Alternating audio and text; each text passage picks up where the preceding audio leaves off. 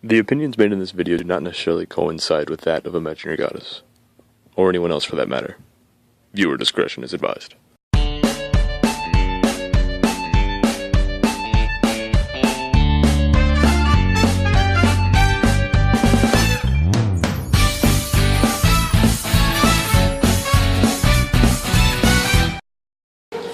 Hey guys, thanks for joining me for another episode of Talking Weiss with the Black Guy. He's the black guy. Yeah, I'm the black guy. I'm here with Shade. We're at the coffee shop again. So first, just a reminder, Persona 4 comes out this week. So don't forget to head over to your... What do you mean this week? This isn't going to be posted for like a month, right? No, this is going to come out on Friday. Oh, it is? Okay. Yeah. Normally it takes forever. Sorry, guys. So don't forget to head down to your local shop to pick up your Persona cards. Looks pretty good so far, what I'm looking at. So I'll probably be getting some cards. We'll see. But I'm excited. So today we're going to be talking about deck building. Just kind of what kind of ratios you want to put in your deck. How you want to build your deck, etc. So first thing that I like to build my deck around is your favorite character. I know I talked about this before, about just building a deck around your favorite character. Especially for this set here, Bakuman Gattori. I just took all her cards and then make a deck out of it. She ended up with some red and yellow, which is kind of interesting. But mostly I just picked the cards I liked and put them together. There was no really kind of strategy behind it. It was just what I liked went into it. And as for ratios, I usually try to stick to the same ratios. About 16 level 0s, 16 level 1s, and 12, or 10 or 12 2s and 3s together. One of the main factors I feel like you have to build your deck around is climax combos.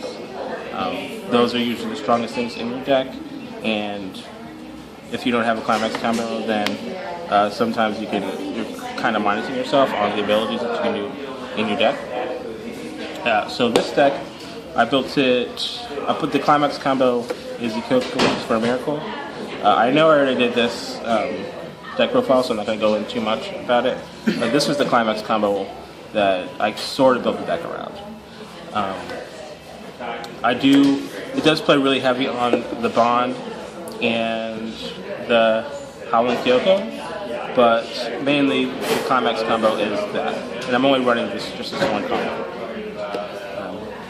Now as for climaxes, you want to kind of look at what they do and see how they would help your deck. Now the +2 soul is what I hear from Shade is the best climax. It is.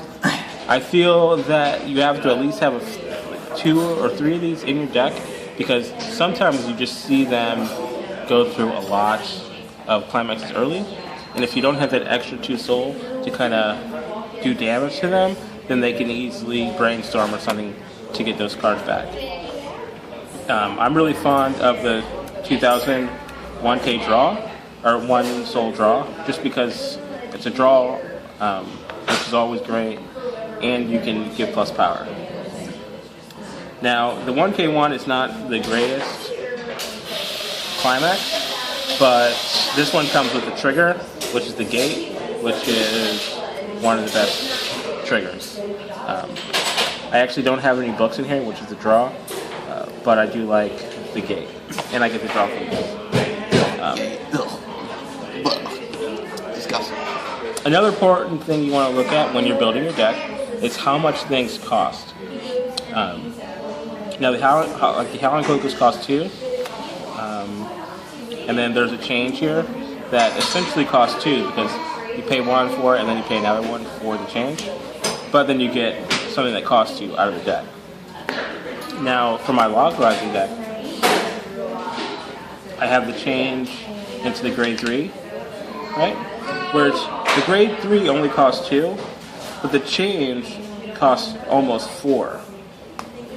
Because you have to pay 1 for this, then you have to pay 2 and discard to change.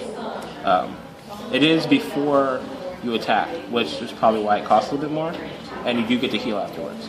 But you having to discard a card and pay 2, which makes this really expensive. I do run this in the deck though because you want to get these grade 3s out before your 3 because you have 2 other grade 3s you want to get out, the Shirway and the Nyatsugus. So you want to make sure you have this out so when you get to grade 3, you're not paying 6 or more per turn to get all those characters out. So usually at level 1, I usually try to find things that don't cost much, if I can, just because you're going to have to save all that for grade 2 and 3. This deck actually has all 0 cost level 1s. Even this nice boost costs nothing. And the Kyoko Wishes for a Miracle is a discard, so not very pricey. So you end up with the amount of cards you need in damage or in soul, so you can pay for your level 2s and 3s. And also I have the Brainstorm in here, so I can use that to get climaxes out if I need to. That gets stuck in stock over there, and that'll help a little bit too. But that's pretty much the ratios there. So when I was building all of those random decks with all those cards I had, I usually have the same ratios. So there were 16 zeros, 16 ones,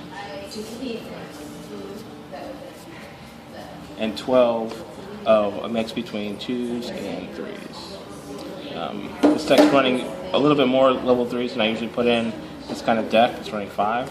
That's because there was an extra character I wanted to put in here. It's got events.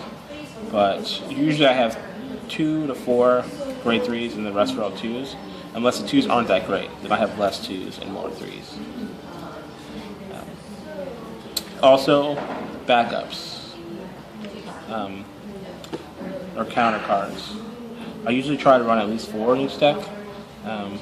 Since this was a fun deck, I'm only running just the 1. But usually, like this deck over here, I'm running 4. And of course I'm running the 3 ones, so I don't have to worry about cost too much. And again, depending on how expensive your late game is, like the Calvin Kyokos, I always want to get out, and they're 2 each. And then the other 3s are also 2 each. So you want to make sure you have enough money to pay for all the cards late game. Because that's when you're going to be doing all your damage, you're going to be stopping climaxes, stuff like that. So you want to make sure you have everything set up. And that's how you build a deck. Thanks for watching, guys.